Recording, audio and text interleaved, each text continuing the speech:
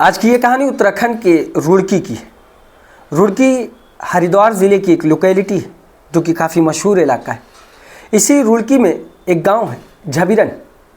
झबीरन गांव के शमशान घाट के पास एक नौजवान की लाश मिलने की खबर मिलती है। जैसे ही पुलिस को इसकी सूचना मिलती है, पुलिस की एक टीम मौके पर पहुंचती है और बॉडी को अपने कब्जे में लेती है।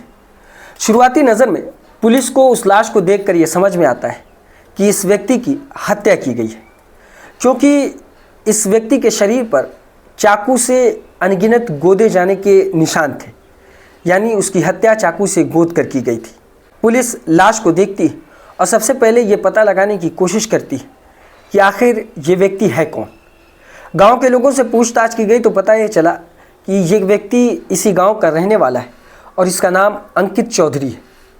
पुलिस को उस लाश की शिनाख्त मिल जाती है, जिसके बाद पुलिस ये पता लगाने की कोशिश करती है कि आखिर कातिल कौन हो सकता है और किस कारण से इस व्यक्ति की हत्या की गई है।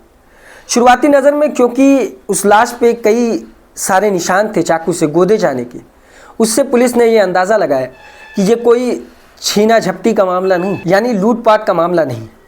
इसके पीछे का कारण ये था कि असल में अगर लूटपाट का मामला होता तो इतनी बेरहमी से इसके साथ दरिंदगी से पेश ना आया जाता, यानी इसे चाकुओं से एक दो वार करके इसे घायल कर दिया जाता या एक दो वार में ही इसे मृत्यु छोड़ा जाता।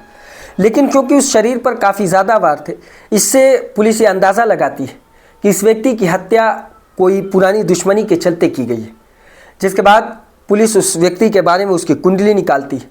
कुंडली जब निकाला जाता है तो पता ही चलता है कि असल में इस व्यक्ति का भी पुराना क्रिमिनल रिकॉर्ड है, यानी अंकित चौधरी भी पुलिस की लिस्ट में शामिल था, जिसने बहुत से ऐसे क्राइम किए थे जिसमें एक हत्या का मामला भी शामिल था। पुलिस ये जानकारी निकालती है तो पता ये चलता है कि गांव के ही एक व्यक्ति जिसका नाम कपिल सैनी है, कपिल सैनी की साल 2022 में हत्या कर दी गई थी। गांव में ही कपिल सैनी की लाश मिलती है, जिसके बाद पुलिस जब तफ्तीश करती है तो उसमें अंकित चौधरी का नाम आता है।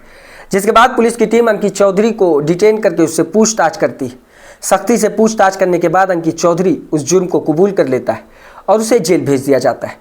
लेकिन कुछ वक्त पहले उसे ज़मानत मिलती है और ज़मानत मिलने के बाद फिर वो गांव में खुलेआम घूम रहा था। और उसी वक्त 20 फरवरी को 2025 की वो तारीख थी जिस तारीख को अंकित चौधरी की हत्या कर दी जाती है। पुलिस की टीम अब इस सिलसिले में तफ्तीश को आगे बढ़ाती है इसी दिशा की तरफ कि आखिर क्या राइवलरी किसी के साथ रही होगी कि इसकी हत्या कर दी गई। जब पुलिस तफ्तीश करती है तो पता ये चलता है कि अंकित चौधरी को कुछ लोगों के साथ उस शमशान घाट में रात के वक्त देखा गया था, यानी 19 तारीख और 20 तारीख की जो दरमियानी रात थी, उस रात अंकित चौधरी उस शमशान के करीब ही कुछ लोगों के साथ नजर आया था। जब लोगों से पूछताछ की गई तो कोई भी ऐसा शख्स नहीं था जिसने ये बताने की जहमत की कि उन लोगों में से किसी भी व्यक्ति को कोई पहचानता हो।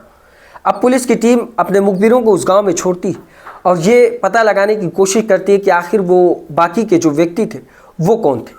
तो मुखबिरों के ज़रिए ये पता चलता है कि इस गांव का कोई भी शख्स नहीं था जो उस वक्त उस रात वहां पर मौजूद था। पुलिस की टीम तफ्तीश को और आगे बढ़ाती, मुखबिरों को एक दो गांव और भेजती, लोगों से पता लगाने की कोशिश करती। इसी बीच पुलिस को ये पता चलता है कि गांव के ही करीब एक दूसरा गांव है, जिस गांव के कुछ व्यक्ति जिनका पुराना क्रिमिनल रिकॉर्ड मौजूद है, उनमें से कुछ व्यक्ति को ये देखा गया था कि वो इस गांव की तरफ, झबीरन गांव की तरफ बढ़ते हुए जा रहे थे। जब पुलिस उन लोगों के बारे में पता करती तो उनके घर से उन्हें गिरफ्तार कर लिया जाता है। पुलिस के द्वारा गिरफ्तार करने के बाद जब उनसे पूछताछ की जाती तो वो इस बात को कबूल करते हैं कि उन्होंने ही अंकित चौधरी की हत्या की। अब पुलिस ये जानने की कोशिश कर रही थी कि आखिर इनकी अंकित चौधरी से क्या दुश्मनी थी और किस कारण से अंकित चौधरी की हत्या की गई है। तो कुछ साफ इनकी अंकित चौधरी से डायरेक्ट कोई दुश्मनी नहीं समझ में आ रही थी। पुलिस उनसे पूछताछ करती तो एक और कहानी निकल कर सामने आती और वो कहानी ये थी कि असल में ये लोग एक कॉन्ट्रैक्ट किलर थे। इन्होंने सुपारी लेकर अंकित चौधरी की हत्या की थी।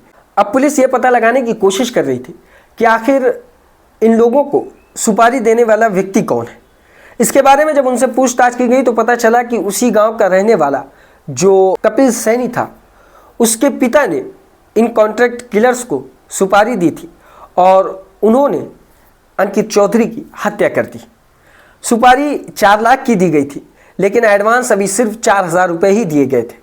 4,000 रुपये में ये दोनों अंकित चौधरी को शराब की पार्टी के बहाने उस शमशान घाट के करीब बुलाते हैं।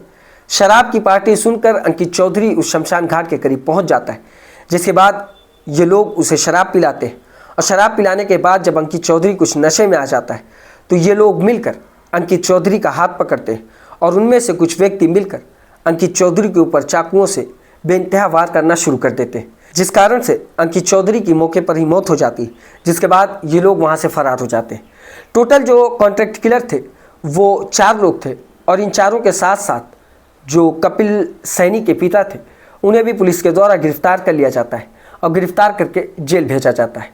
ये थी आज की कहानी। इसी तरह की और कहानी सुनने के लिए हमारी इस वीडियो को लाइक करें, हमारे चैनल को सब्सक्राइब करें और बेल आइकन को जरूर दबाएं।